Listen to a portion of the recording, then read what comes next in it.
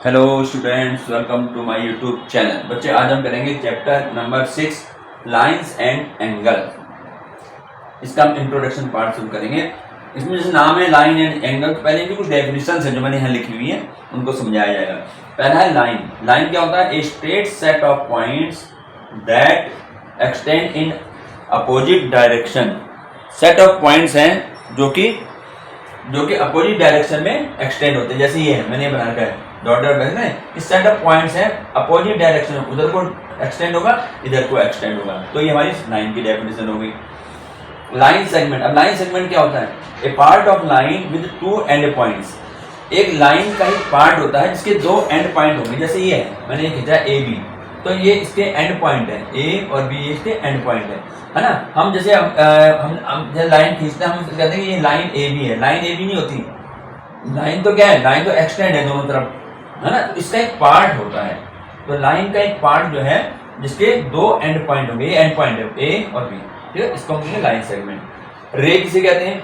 A part of line with one end point. वो भी line का एक पार्ट है, लेकिन उसका एक एंड पॉइंट होगा। जैसे मान लिया ये एक एंड पॉइंट है और ये इधर को एक्सटेंड होती रहेगी, ये हमारी रे कहलाएगी, ठीक है ना। इसका एक एंड पॉइंट है और ये इसके एक्सटेंड होती चलेगी, इधर को हो या जिस डायरेक्शन में होगी, इसे हम रे कहेंगे। इसके बाद कोलिनियर पॉइंट्स। इफ थ्री और more points lie on the same line. अगर तीन या तीन से अधिक पॉइंट एक ही लाइन में, एक ही स्ट्रेट लाइन में लाई कर रहे हो, तो उन्हें हम कहते हैं कोलिनियर। और नहीं तो क्या कहेंगे? Otherwise they are called non collinear, वरना वो है नॉन कोलिनियर। जैसे ये तीन पॉइंट हमने लिए ए बी सी, अब देखो ये तीनों पॉइंट जो है एक ही लाइन में है, तो इन पॉइंटों को हम कहेंगे कोलिनियर पॉइंट्स। और जैसे यहाँ देखो पी क्यू आर, अब पी क्यू तो एक चीज में, लेकिन आर अलग है, तो ये तीनों अलग एक लाइन में नहीं है, तो इन पॉइंटों को हम कहेंगे नॉन कोलिनियर। तो कोलिनियर पॉइंट एक स्ट्रेट लाइन में होते हैं, नॉन कोलिनियर स्ट्रेट लाइन में नहीं होंगे। इसके बाद है angle. A figure which is formed by two rays that shares a common end points। यानी एंगल क्या होता है? एक ऐसी फिगर जो दो रेस से मिलकर बनेगी और जिसमें कॉमन एंड पॉइंट होगा, उसका एंड पॉइंट कॉमन होगा, ठीक है।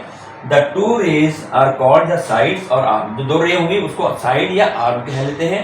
एंड कॉमन पॉइंट को क्या कहते हैं? एंड पॉइंट को उसको कहते हैं वर्टेक्स ऑफ एंगल।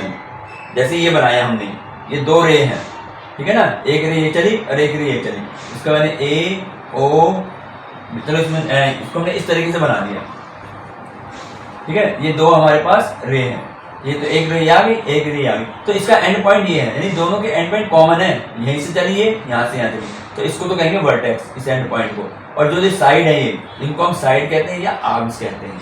तो दो इसमें साइड होती है और एक वर्टेक्स होता है, ठीक। इसके बाद टाइप्स ऑफ एंगल। एंगल के अलग टाइप। पहला एक्यूट एंगल। किसे कहते हैं एक्यूट एंगल? पहले ही पढ़े होंगे आप लोगों ने। Angle measure between 0 degree and 90 degree. 0 degree और 90 डिग्री के बीच का जो एंगल होगा वो हमारा एक्यूट एंगल कहलाता है, ठीक है ना। जैसे ये बना दिया इस तरीके से एंगल, ये 0 90 के बीच, 30 का हो, 60 का हो, 45 का हो, 0 और 90 के बीच में एक्यूट एंगल कहलाएगा। इसके बाद है राइट एंगल। राइट एंगल क्या होता है? Right angle exactly equal to 90 degree. ये हमारा 90 डिग्री पर होता है सीधा, और 90 डिग्री का एंगल हम जानते हैं इस तरीके से बनता है सीधा, इस प्रकार से। ये 90 डिग्री का एंगल होगा, इसको हम कहेंगे राइट एंगल ट्रायंगल, ठीक है। राइट एंगल ट्रायंगल, तो ये यहाँ पर हमारा जो है। इसके बाद आगे हमें ऑब्ट्यूज एंगल। ऑब्ट्यूज एंगल क्या है? An angle greater than 90 degree but less than 180, यानी 90 डिग्री से बड़ा हो और 180 डिग्री से छोटा एंगल होगा, उसको हम कहेंगे ऑब्ट्यूज एंगल। कैसे होगा? जैसे हमने बताया था कि 90 डिग्री तो हमारा ऐसे बनता है, ठीक है ना। 90 डिग्री ऐसे बनता है। अब इसका जो है 90 का हम बनाएंगे इसमें ऑब्ट्यूज। तो ये साइड तो ऐसी रहेगी, एक साइड तो रे ऐसी रहेगा, दूसरा जो है ना ये इसको फैलाएंगे, तो ये हमारे पास कैसे आ जाएगा? ये हमारे पास बनेगा जैसे एक रे आ गई है।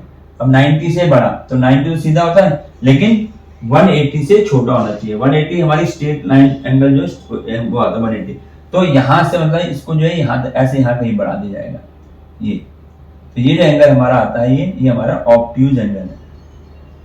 ऑब्ट्यूज एंगल, इसमें ये क्या हो सकता है? 110, 120, 130, 160, 145, कोई भी एंगल हो 90 से बड़ा होगा लेकिन 180 से छोटा होगा, इसको हम कहेंगे ऑब्ट्यूज एंगल।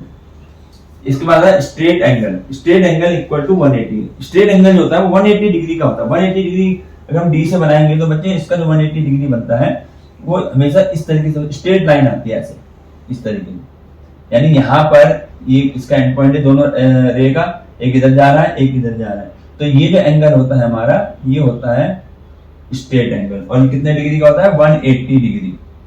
जैसे 90 का होता है 90 डिग्री होता है, लेकिन बाकी क्या है एंगल जो है अलग अलग होते हैं। तो 180 हो गए, इसको हम क्या कहेंगे? Straight angle. स्ट्रेट एंगल, ये हमारा स्ट्रेट एंगल कहलाएगा 180 डिग्री। ठीक है, इसके बाद है रिफ्लेक्स एंगल। रिफ्लेक्स एंगल होता है angle greater than 180 but less than 360। अब ऐसा एंगल जो 180 से तो बड़ा होगा लेकिन 360 से छोटा होगा। तो इसका कैसे बनता है ये? अब देखिए ये एंगल इस तरह ऐसे आ गए, एक रे आ गई। अब दूसरा जो 180 से बड़ा, तो 180 सीधा था ना, तो ये रे जो है ये ऐसे आएगी नीचे को कहीं, ये दो है। ठीक है, तो ये हमारे पास ये हो गया रिफ्लेक्स एंगल ग्रेटर देन 180 से बड़ा, और ये ऐसे बनता है, ये एंगल हमारा रिफ्लेक्स एंगल हो गया। Reflex angle. अब रिफ्लेक्स एंगल 180 से बड़ा जो है 200, 230, 240, 260, 300 है ना, 360 से छोटा होना चाहिए। तो ये हमारा रिफ्लेक्स एंगल कहलाएगा। ठीक, तो ये हो गए हमारे टाइप्स ऑफ एंगल। इसके अलावा और भी एंगल हैं जो हम आगे बताते हैं। अगला है बच्चा complementary angles. Complementary angles, two angles whose sum is 90 degree. अगर दो एंगलों का सम 90 डिग्री है तो हम कहेंगे कॉम्प्लीमेंट्री एंगल है। जैसे मान लीजिए सपोज एक एंगल हमें 60 डिग्री दिया हुआ है, तो इसका कॉम्प्लीमेंट एंगल क्या होगा? 30 डिग्री, क्योंकि इन दोनों को मिला के प्लस करने पर 90 डिग्री बनता है। ठीक है ना। अगर पूछ लिया जाए कि एक 70 है, 70 का कॉम्प्लीमेंट एंगल क्या होगा, तो 90 में 70 माइनस के 20 आ जाता है। ठीक है, तो यानी two angles whose sum is 90 degree is called complementary angle. Supplementary angle क्या रहेंगे? Two angles whose sum is 180 degree. 180 degree हो, जैसे 120 आ गया तो इसका सप्लीमेंट्री क्या होगा? 60 डिग्री हो जाएगा। ठीक है ना। ये जब दो एंगलों का सम 180 डिग्री हो तो वो कहलाएंगे supplementary angle. When two angle sums 90 degree हो तो वो कहलाएंगे कॉम्प्लीमेंट्री एंगल। ठीक, नेक्स्ट देखें एडजेसेंट एंगल। इसको ध्यान से समझना है, इसी में जो है मेन है।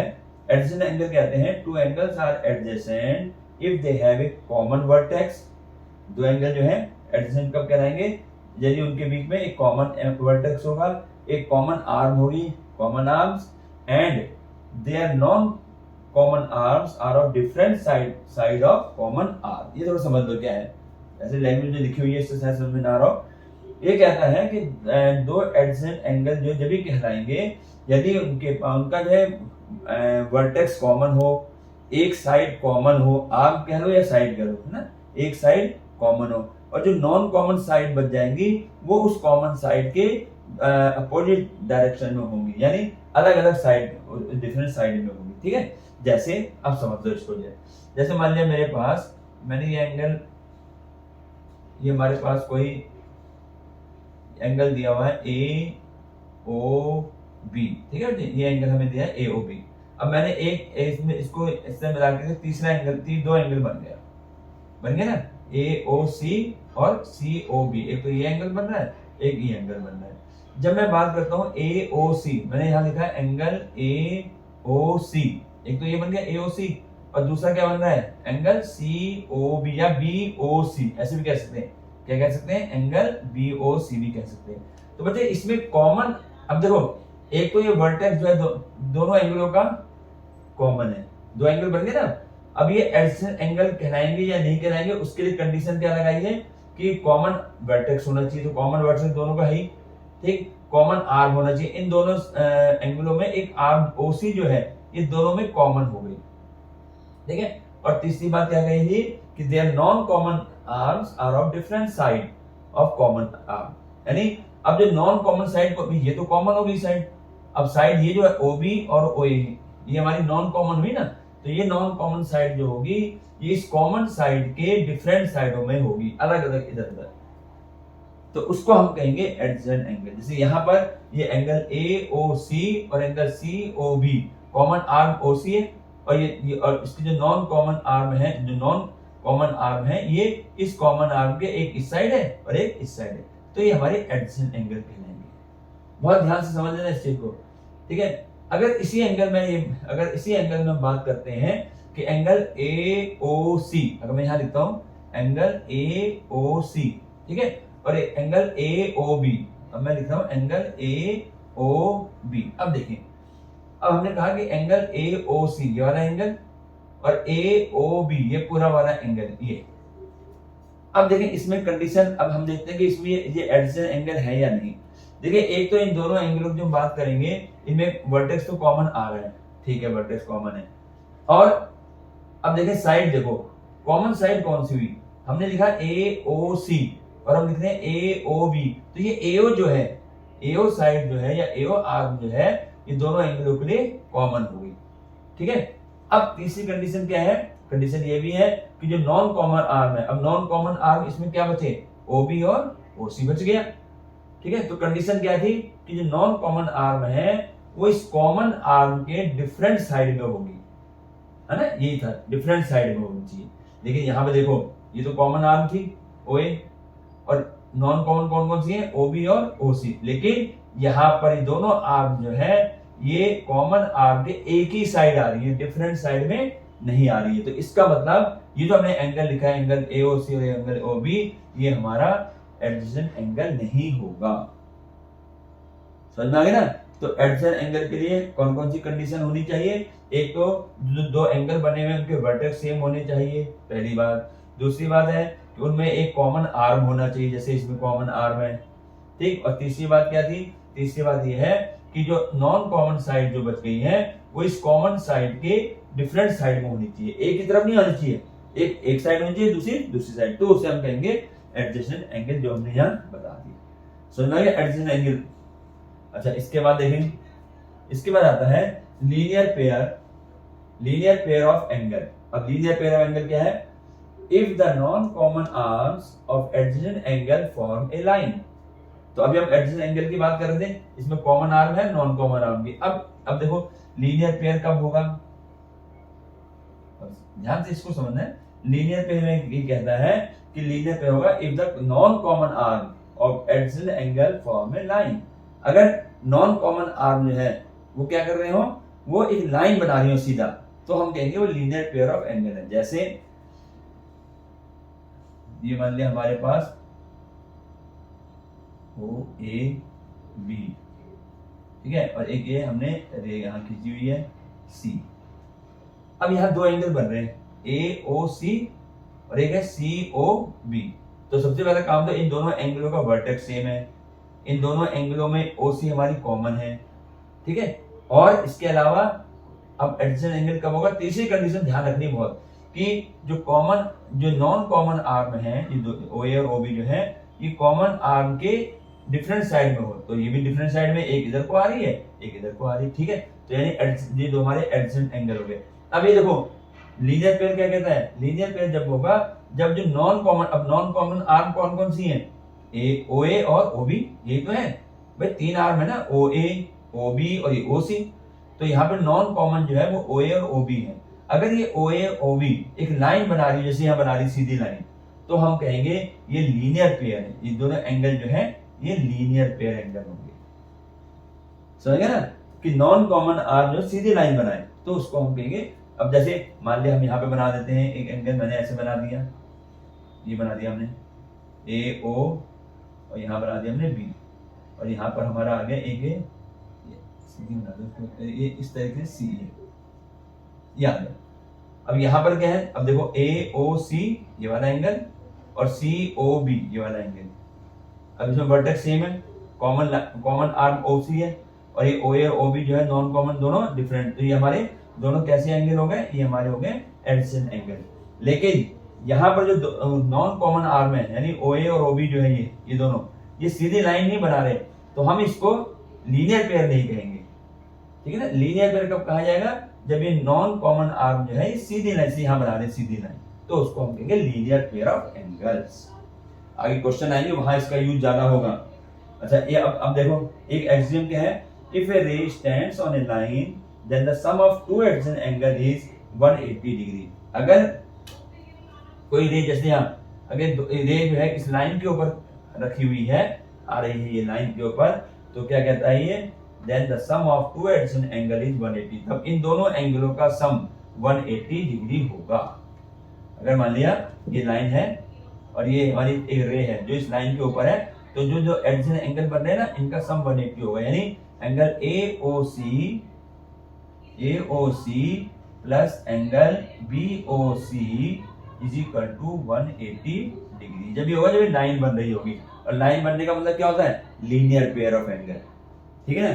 तो देखो मैंने यहाँ पे इसका कन्वर्स भी लिख दिया है कि if the sum of two adjacent angle is 180 then the non common arms form a line. अगर मान लिया हमें दिखाना है कि लाइन है सीधी, तो हम क्या करें, इन दोनों एडजेसेंट एंगलों का सम यदि 180 दिखा देते हैं, इसका उल्टा। पहले तो हमने क्या बोला था कि अगर एक लाइन है तो दोनों एडजेसेंट एंगलों का सम क्या होता है, 180 डिग्री होता है। बच्चे लीनियर पेयर में ही होता है ये 180 डिग्री। या इसका कन्वर्स क्या है कि अगर दोनों एंगलों का सम 180 है तो ये जो रे जो है इस लाइन पर आएगी। तो अगर मुझे कहीं शो करना है कि AOB लाइन है, तो मैं क्या करूंगा कि दो जो एडजेसेंट एंगल होंगे उनका सम जो है 180 दिखा देंगे, तो सीधी लाइन आ जाएगी। तो दोनों बातें, अगर एंगलों का सम 180 डिग्री है, ठीक है, तो ये हमारी लाइन हो जाएगी AOB। एक बात। दूसरी बात क्या है, अगर मान लिया ये हमारा लीनियर पेयर बन रहा है लाइन, तो इन दोनों का सम 180 होगा।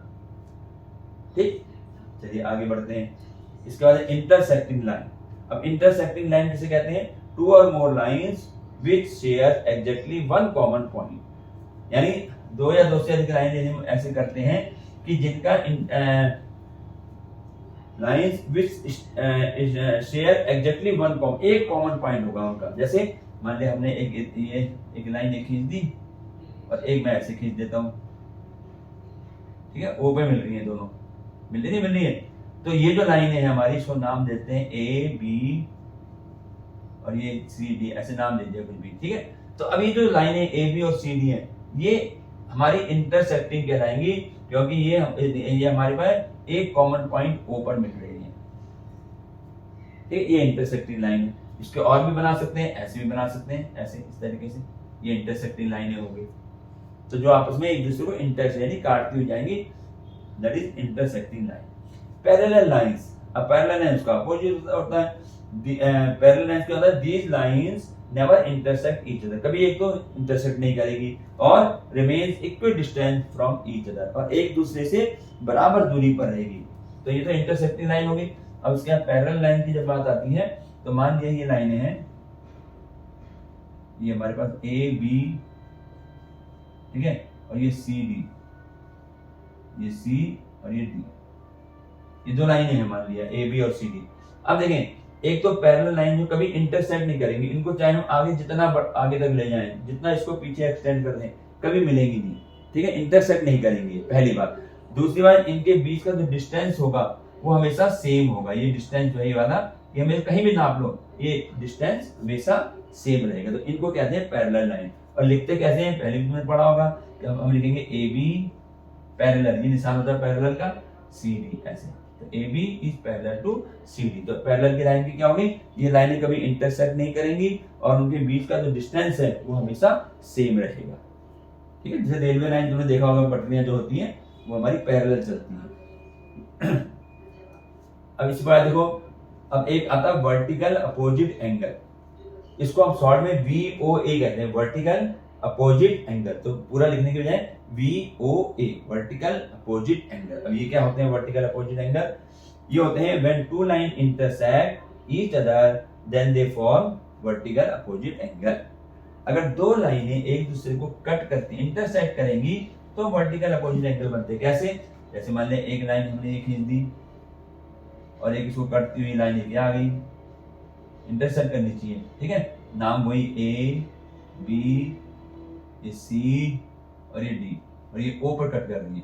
तो जब इंटरसेक्ट करेंगे तो इनके, अब देखो वर्टिकल अपोजिट एंगल क्या होते हैं, वर्टिकल अपोजिट एंगल बनेंगे। जैसे एक एंगल ये है AOC, दिखाई दे रहा है AOC, इसका वर्टिकल अपोजिट एंगल, वर्टिकल होने अपोजिट, इसके अपोजिट ये आएगा, ये वाला BOD, ठीक है। तो ये इसका वर्टिकल अपोजिट हो गया, यानी एंगल AOC का इसका वर्टिकल अपोजिट क्या होगा, एंगल BOD। ऐसे यहां बन रहा है, ये देखो ये भी तो कट रहा है, ये एंगल AOD, एंगल AOD। अब इसका वर्टिकली अपोजिट क्या होगा, इसका वर्टिकल अपोजिट ये बन रहा है इधर BOC, एंगल BOC। तो इस तरीके से वर्टिकल अपोजिट एंगल बनेंगे, ठीक है ना। जहां पर इंटरसेक्ट करेंगे तो ये आपस में ये इक्वल होते हैं। इसकी हम थ्योरम भी करेंगे, थ्योरम है इसकी, है ना, प्रूव करना है कि वर्टिकल अपोजिट एंगल जो है इक्वल होते हैं, वो आप अभी इसके बाद कराएंगे थ्योरम इसको। तो ये हमारा होता है वर्टिकल अपोजिट एंगल समझ लो क्या होता है, ठीक। जहां भी कट करेंगे वहां पर हमारे पेयर बनते, दो, एक और एक ही दो, वर्टिकल अपोजिट एंगल। चलिए इसके बाद आता है, इसके बाद है line parallel to the same line. Line which are parallel to the same line are parallel to each other. अगर दो लाइनें किसी एक लाइन के पैरेलल हैं, मान ली दो लाइनें किसी एक लाइन के पैरेलल हैं, तो वो दोनों लाइन भी आपस में भी पैरेलल होंगी। कैसे, जैसे मान लिया एक हमने ये लाइन AB ले ली और एक लाइन ये है CD लाइन है, CD, और एक हमने ली है EF, PQ लिख दो इसको, PQ, ये दो, तीन लाइनें हैं। अब मैं कहता हूं कि AB जो है वो CD के पैरेलल है। मैंने कहा यहां पे दिखा दे, AB पैरेलल का इंसान होता है ना, पैरेलल CD, और PQ जो है, PQ is also parallel to CD। ये बताया ना, lines which are parallel to same line, यानी ये दो लाइनें हैं AB और PQ जो है, ये एक लाइन CD सेम लाइन ना, इसके पैरेलल है दोनों। अगर AB भी CD के पैरेलल है, PQ भी CD के पैरेलल है, तो क्या होगा बच्चे, इसका मतलब इसने क्या कहा है, same line are parallel to each other. तो वो दोनों भी पैरेलल, कौन सी, जो दो लाइनें इसके AB और PQ, तो हमारे पास AB पैरेलल टू PQ, समझ आया। फिर समझो, AB जो है एक लाइन है, हमें तीन लाइन दे रखी है AB, CD और PQ। अब हम कह रहे हैं AB जो है एक लाइन है CD, इसके पैरेलल है, ठीक है, AB CD के पैरेलल है, और जो तीसरी लाइन PQ है वो भी इसी के पैरेलल है। अगर दोनों लाइनें एक लाइन के पैरेलल हैं, तो ये जो दो लाइन हैं ये भी आपस में पैरेलल होंगी। तो ये हमारे पास कुछ पॉइंट थे, ये इंट्रोडक्शन पार्ट था इसका, जो यहाँ पर समाप्त हो जाता है। तो अब हम इसके बाद आगे एक्सरसाइज करेंगे, लेकिन एक्सरसाइज से पहले मैं वो थ्योरम कराऊंगा कि वर्टिकल अपोजिट एंगल इक्वल होते हैं, ठीक है। थ्योरम के बाद में एक्सरसाइज करेंगे।